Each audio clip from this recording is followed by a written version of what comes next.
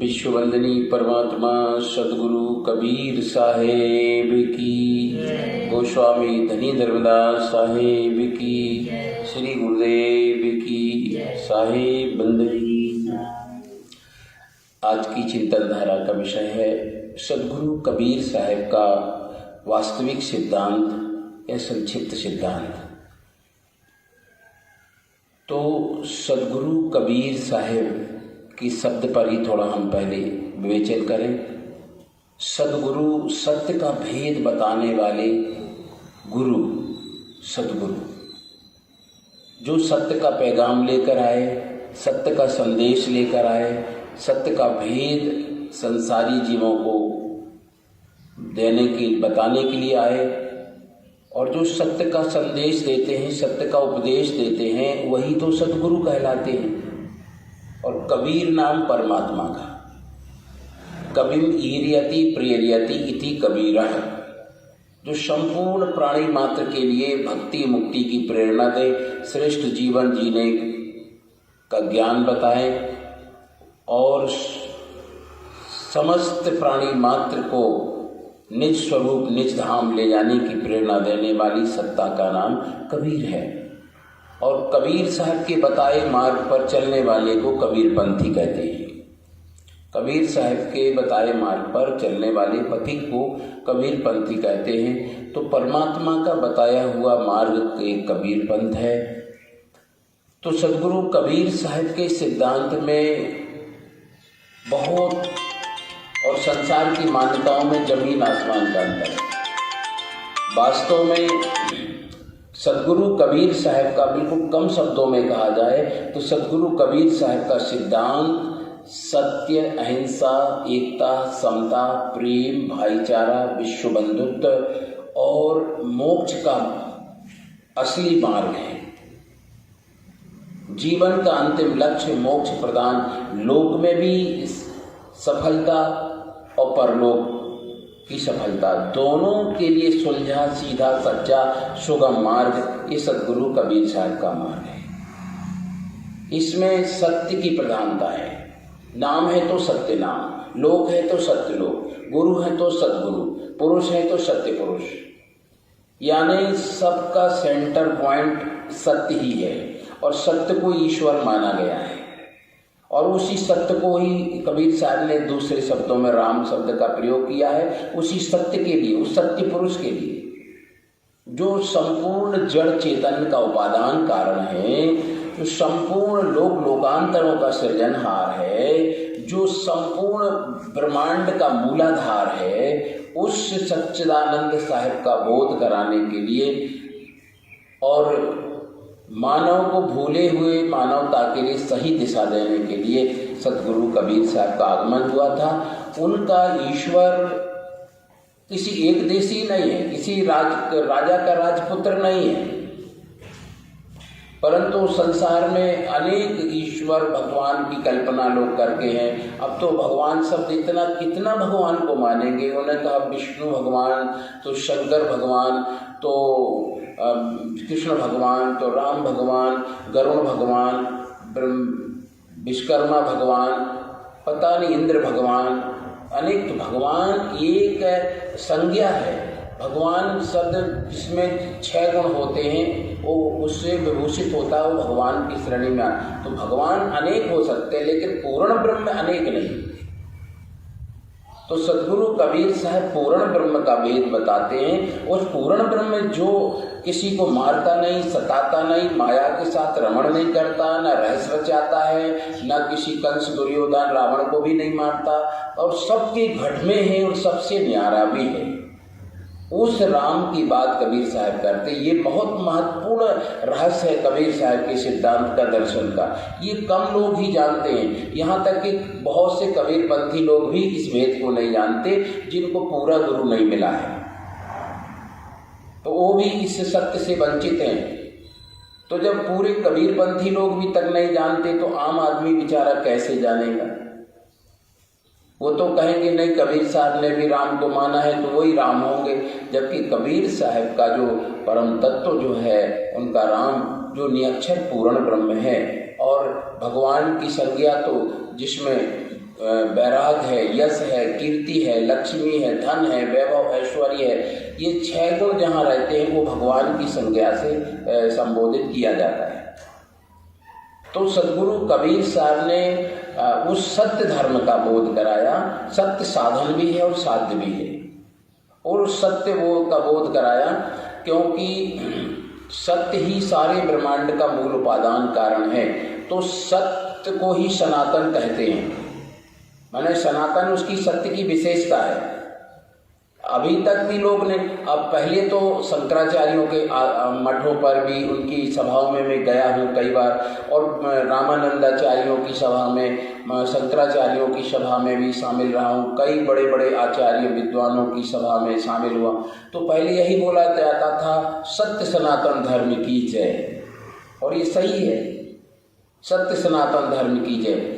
अब लोग सनातन धर्म, सनातन की परिभाषा कोई भी व्यक्ति देख ले, नालंदा तितन कोश में, भार्गव डिक्शनरी में, या राज्यपाल डिक्शनरी में, जो बड़ी बड़ी भारत की फेमस हिंदी साहित्य की डिक्शनरियाँ हैं हिंदी भाषा की, उनमें माने सनातन का मत अर्थ है जो सदा से चला आने वाला। तो सदा से चला आने वाला है क्या? सदा से चलाने वाला भेद रहस्य धर्म क्या है? तो सत्य, जिसको गोस्वामी जी ने एक ही लाइन में कह दिया रामायण में, धर्म न दूसर सत्य समाना, अहगम निगम पुराण बखाना। जिसको भागवत में बिल्कुल थोड़े शब्दों में कह दिया पूरी भागवत का सारांश कि सत्यम परम धीमहि, सत्य ही सर्वोपरि धर्म है जो निश्चित धारण करने योग्य है। जिसको चारों वेदों ने मुक्त कंठ से कहा, अयमात्म सत्यम, एको सत्य एको विप्राः बहुधा वदन्ति, सत्य एक है, विप्रों ने नाना प्रकार के संप्रदाय खड़े किए हैं, परंतु सत्य एक ही है। जिसके लिए कहा कि सत्य से सत्यमिति, सत्यान नास्ति परो धर्मा, ऐसे भी वेद शास्त्रों में अकाट्य वचन है, सत्यान नास्ति परो धर्मा, सत्य के समान दूसरा धर्म है ही नहीं। जिसके लिए गोस्वामी जी ने डंके की चोट पर रामायण में लिख डाला, धर्म न दूसर सत्य समान। तो उस सत्य धर्म की ही विशेषण है सनातन, कि सत्य सनातन है, माने कब से है किसी को मालूम नहीं। सबकी बता देंगे कि बौद्ध धर्म कब से बना, ईसाई धर्म कब से बना, और इस्लाम धर्म कब से बना, और ये हिंदू धर्म कब से बना, या ये सब बता देंगे कौन सा धर्म कब से बना। लेकिन धरती पर ऐसा कोई आज तक पैदा नहीं हुआ जो बता दे कि सत्य कब से बना या सत्य धर्म कब से बना। इसलिए सत्य को ही सनातन कहा जाता है। सत्य का विशेषण है सनातन। एक व्यक्ति इतना ऊंचा है, इतना मोटा है, ऐसे रूप रंग का है, ऐसे कपड़े पहना है, ये एक व्यक्ति कई पहचान विशेषण हो सकते हैं। उस सत्य का ही एक प्रमुख विशेषण है, वो सनातन है, शाश्वत है, अनादि है, नित्य है, निरंतर है, सारे ब्रह्मांड का मूल उपादान कारण। इसलिए पहले यही बोला जाता था सब में कि सत्य सनातन धर्म की जय। तो सत्य को जानना ही सबसे बड़ा आपके वो है। तो सदगुरु कबीर साहब ने सत्य को ओपन किया, इसलिए नाम है तो सत्य नाम, लोक है तो सत्य लोक, गुरु है तो सतगुरु, पुरुष है तो सत्य पुरुष, और वो स्वयं सत्य कबीर, सत्य का पैगाम लेकर सदगुरु आए। इसलिए कबीर साहब के सिद्धांत की प्रमुख विशेषताएं हैं सत्य। पहले सत्य को ओपन करना, सत्य को उजागर करना, सत्य का रहस्य वेद बताना, ये पहला उनके दर्शन की विशेषता है। इसलिए वो सदगुरु कहलाए।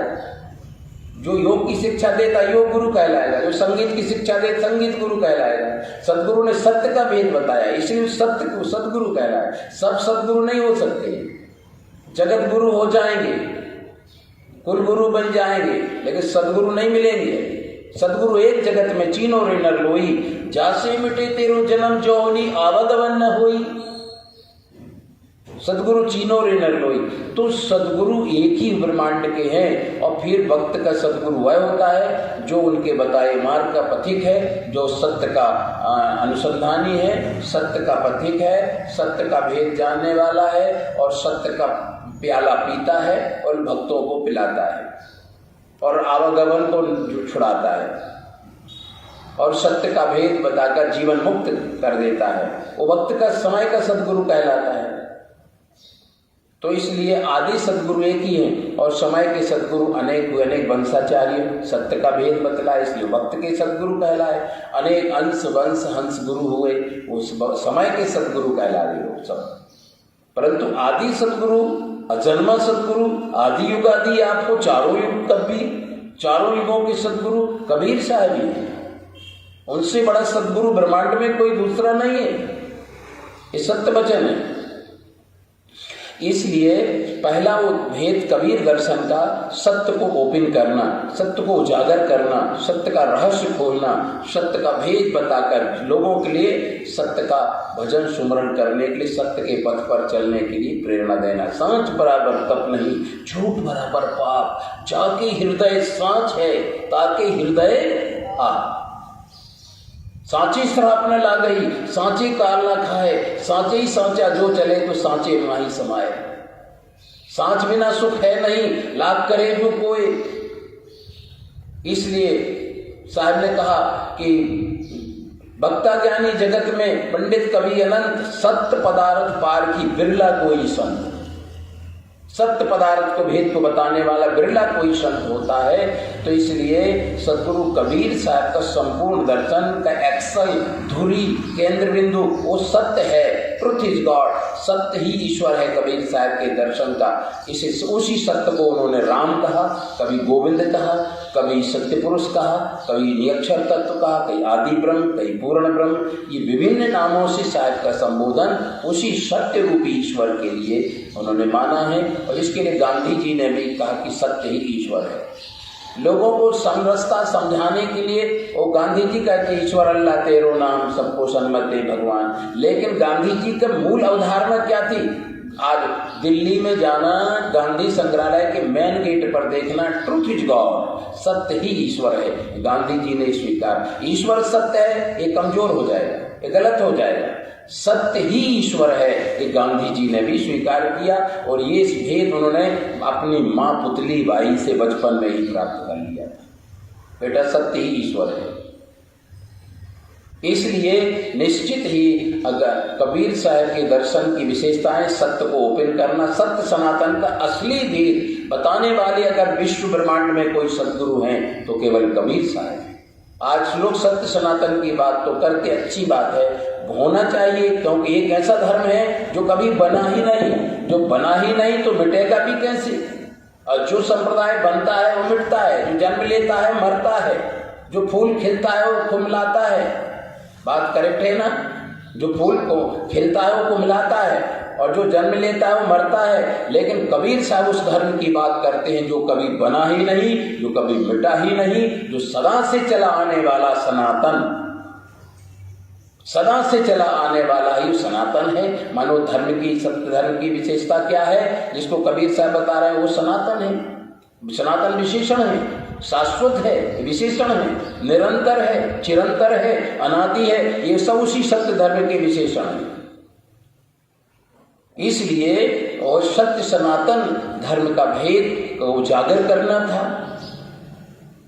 तो सत्य सनातन धर्म को प्रचार के लिए, सत्य सनातन धर्म का भेद बताने के लिए, भूली हुई मानवता को एक रास्ते पर लाने के लिए, क्या हिंदू, क्या मुस्लिम, क्या सिख, क्या ईसाई, ये परमात्मा बना के थोड़ी भेजता है। ये मनुष्य के दिमाग की शैतानी है। उन्होंने सत्य, अहिंसा, अहिंसा का व्यवहार करो, अहिंसा को प्रधानता दो, किसी को दिल मत दुखाओ, क्योंकि हर दिल में वो राम बैठा है, वो आत्मा बैठा है, उसमें परमात्मा का अपमान हो जाता है। मरे व्यक्ति को क्यों जला देते? फिर पाप लगना चाहिए। मरे व्यक्ति को क्यों जमीन में कर देते हैं, दफना देते हैं? फिर पाप लगना चाहिए, क्योंकि आत्मा नहीं, अब पाप पुण्य नहीं है। जब तक वो उस राम की, चेतन राम की मौजूदगी है और उसको आप कांटा भी चुभाते हैं तो आपको पाप लगेगा। तो इसलिए जो उन्होंने साक्षात तो परमात्मा किसी घट में बैठा है, जीवित आत्मा को दुख पहुंचाना, माने किसी आत्मा है शरीर में और दुख पहुंचाना ईश्वर का अपमान हो जाता है। इसलिए साहब ने कहा जीव दया और आत्म पूजा और सतगुरु की भक्ति और नहीं दूजा, और नहीं दूजा। इसलिए कबीर साहब का राम चेतनवादी है, और कुछ लोग ऐसे नासमझ होते हैं, जड़ के दीवाने बनते हैं, चेतन की खून खराबा करते हैं, मंदिर मस्जिद के नाम पर लड़ जाते हैं, जो कुछ भी नहीं जहाँ, और चेतन का अपमान करते हैं, चेतन को मांस मदिरा सेवन करते हैं, शराब से उसको सम्मान करते हैं। साक्षात चेतन भगवान बैठा है आपके हृदय में, परमात्मा बैठा है, उसका आप कभी धूम्रपान करता है, झूठ बोलता है, भक्ष अभक्ष कोई विचार नहीं है कुछ भी, तो ये चेतन का अपमान करते हो। घट में बैठे प्रभु का अपमान हो रहा है अगर आप ऐसा अशुभ कर्म करते हो। तो इसलिए घट में बैठे प्रभु का बोध कराना घट में भी है और बाहर भी है। इस बोलता की खोज कर जिसका इलाही नूर है, साहब ने कहा देखिए जरा, इस बोलता की खोज कर जिसका इलाही नूर है, प्राण पिंड जिसने रचा वो साहिब हाल हजूर है। काजी पंडित वेद पढ़कर ता बड़ा मगरूर है, एक मुर्शिद शब्द चीना नहीं, गुरु का शब्द, एक मुर्शिद शब्द चीना नहीं तो गफलत क्रूर है। कहें कबीर घट चेतरे तेरे में तेरा नूर है, और नूर में जहूर दर से तब साहिब भरपूर है। कितना प्यारा सुलझा संदेश सदगुरु ने दिया। इसलिए उस सत्य सनातन धर्म का उद्घाटन करने के लिए और पैगाम, सत्य का पैगाम लेकर आए सदगुरु, इसलिए वो सदगुरु कहलाए। और उनका सत्य दूसरा है कबीर साहब के दर्शन के विषय अहिंसा। शक्ति चले तक किसी भी प्राणी मात्र का दिल मत दुखाओ, किसी का हिंसा मत करो, ये अहिंसा। आप कहीं एक तरफ तो अपने परिवार के बेटा बेटी की खूब रक्षा करते हैं, खूब अच्छे अपने निकट के लोगों को हृदय से मानते सम्मान, और दूसरे पड़ोसी को आप कहीं हिंसा करते हैं, दूसरे को यदि आप आग उगलते हैं, गलत व्यवहार करते हैं, दिल दुखाते हैं, तो आपकी ये अहिंसा नहीं हुई। सब पर हम सद्भावना रखें, सबका कल्याण, सर्वे भवन्तु सुखिना की भावना हम सबको हृदय में रहना चाहिए। तो सत्य, अहिंसा और एकता, सभी एक हैं, एक ही परमात्मा की संतान है। क्या हिंदू, क्या मुस्लिम, क्या सिख, ईसाई, 100% वो मुसलमान, ईसाई या कोई अन्य जगह से नहीं आए, एक ही परमात्मा के घर से हिंदू आया, वहीं से मुसलमान आया। परंतु हिंदू मुसलमान बन के नहीं आया, केवल इंसान बन के आया, केवल इंसान बन के आया। यहाँ हैवानियत, यहाँ भटक गया। एक निरंजन के देश में ऐसा प्रपंच ही है कि भटक जाता है, आकाश से निर्मल बूंद गिरती है और वो कीचड़ में बदल जाती है। आया निर्मल, उससे आत्मा बन के आया था, लेकिन संसार निरंजन के देश का इतना दूषित वातावरण है कि यहाँ अच्छा व्यक्ति भटक जाता है। एक बच्चा बड़े निर्मल स्वभाव का होता है, छोटा बच्चा किसको अच्छा नहीं लगेगा, किसी का बच्चा छोटा हो, अरे गाय का बच्चा हो तो भी वो अच्छा लगता है, किसी का तो वो बच्चा निर्मल मनुष्य का तो फिर अच्छा लगता ही है, तो छोटा बच्चा कितना अच्छा लगता है। बच्चे मन की सच्ची, परंतु ज्यों-ज्यों बड़ा होता उतनी बुराइयों से ग्रसित होता जाता है। दिन भर पता नहीं मुंह में क्या डालता रहेगा, ये पुड़िया वो पुड़िया डालेगा, कुछ भी झूठ बोलेगा, काम क्रोध लोभ विकारों में सर जाएगा, फिर मोह ममता में फंस जाएगा, और हम दो हमारे दो की दुनिया में बनाने में लग जाएगा, और खूब मंडूब रह जाए, कुएं का मेंढक बन जाए, और अपने निस्वरूप और निज घर का भेद भूल जाए। ये दुनिया जितना बड़ा होता है उतना झूठ कपट से घिरता जाता है, तो छोटा बच्चा निर्मल रहता है। तो इसलिए निश्चित है उसको, आपने देखा हो गांधी जी छोटे से बच्चे को लेकर कितना प्यार कर रहे थे। तो इस प्रकार से मनुष्य हिंदू हो चाहे मुसलमान, कोई वहां से बन के नहीं आया, एक ही परमात्मा की संतान है। फिर नफरत किस बात की? आपने कुछ मान लिया, उसने कुछ मान लिया, तुम्हारी मान्यताएं खोखली हैं, मिथ्या है, खोटी है, झूठी है, ये मान्यता है। क्या हिंदू क्या मुसलमान, इंसान है, इंसानियत का व्यवहार करो। एक ही परमात्मा की संतान है, इसलिए हमारे जय घोष में बोला जाता है, एक पिता की सब संतान, मानव मात्र एक समान, और नर और नारी एक समान। हमारे जय घोषों का ही पैगाम है। सत्ता के संत आज बोल लेते हैं लेकिन विचार नहीं करते कि साहब ने क्यों ये जय घोष निर्धारित किए, इनका भेद क्या है। चाहे मुसलमान हो, चाहे हिंदू हो, चाहे ईसाई हो, सब में एक ही परमात्मा रम रहा है। चाहे पुरुष हो, चाहे नारी हो, चाहे गरीब हो, चाहे अमीर हो, एक ही परमात्मा का तत्व मौजूद है। फिर किस बात की हम विद्रोह, ये भेद तो नहीं जानते, बस हम फिरकों में बढ़ जाते हैं, हम आनंदों में बढ़ जाते हैं, हम संप्रदायों में बढ़ जाते हैं, हम राजनीति में बढ़ जाते हैं, हम मेरा तेरा में बढ़ जाते हैं, बस बढ़ते ही रहता जीवन भर, बढ़ते ही। जोड़ना, समता की चुनौती, ये संतों का काम। इसलिए कबीर साहब का दर्शन है सत्य, अहिंसा, एकता। एक को देखना चाहते हैं, एक ही भेद, एको ब्रह्म द्वितीयो नास्ति, एकता का संदेश देते हैं, देश की एकता चाहते हैं, मानव जाति में एकता चाहते हैं। सत्य, अहिंसा, एकता, समता, सभी समान हैं। 5 तत्व की रचना सबकी हुई है और एक ही परमात्मा के घर से आए, एक ही मार्ग से सब आते हैं। कोई जन्म से कोई छोटा बड़ा नहीं होता है, कर्म से ही छोटा बड़ा हो सकता है। कितना प्यारा सदगुरु का सिद्धांत है। कर्म से छोटा बड़ा हो सकता है, विचारों से छोटा बड़ा हो सकता है, ज्ञान की उसमें। तो इसलिए सत्य, अहिंसा, एकता, सबको एक में रास्ते पर लाने पर, एक मानवता के रास्ते पर लाना चाहते, एक सत्य अहिंसा के रास्ते पर सदगुरु लाना चाहते। तो सत्य, अहिंसा, एकता, समता, सब समता का व्यवहार सभी समय, सत्य, अहिंसा, एकता, समता, प्रेम का व्यवहार चाहते। सदगुरु कहते हैं सब एक ही परमात्मा की संतान है, सबके अंदर आत्मा है और सभी प्राणी के अंदर भी आत्मा है। इसलिए कबीर साहब के सिद्धांत में ऐसा भी कहा जाता है कि मानव की और जीव की सेवा ही ईश्वर की सेवा है। अलग से और सेवा करे चाहे ना करे, अलग से वो मंदिर में जाए चाहे ना जाए, चाहे किसी भगवान को भोग लगाना, जल चढ़ाना, उनको वो करना, आरती प्रार्थना करे चाहे ना करे, अगर प्राणी मात्र को वो दुख पहुंचाता है तो उसकी सेवा, उसकी पूजा व्यर्थ में है। इसलिए हम सब घट में वो राम बैठा, उसका सम्मान करना सीखो। घट घट में जो अविनाशी, शास्त्रों में कहा एको देवो सर्वभूतेषु यः पश्यति सा पंडिता। एक देव ही सबके चेतन घट में बैठा है, उसका सम्मान करना। उसको हमने जाना नहीं, उसको हम कभी सम्मान नहीं किया, उसको अध्ययन अनुभव नहीं किया, तो आपकी पूजा प्रचा तो सब होती है। हम जड़ के पुजारी बन गए और चैतन्य को हम अनादर करते हैं। वहाँ हम चंदन अगरबत्ती लगाते हैं नकली देव के यहाँ, और असली देव के यहाँ मानस अगरबत्ती लगाते हैं। हम बीड़ी सिगरेट धुआं उड़ाते हैं, दिन भर ठोक ठोक के गेट पर कचरा रखते हैं, नाना प्रकार के दुर्व्यसन करते हैं। ये पागलपन नहीं तो क्या है?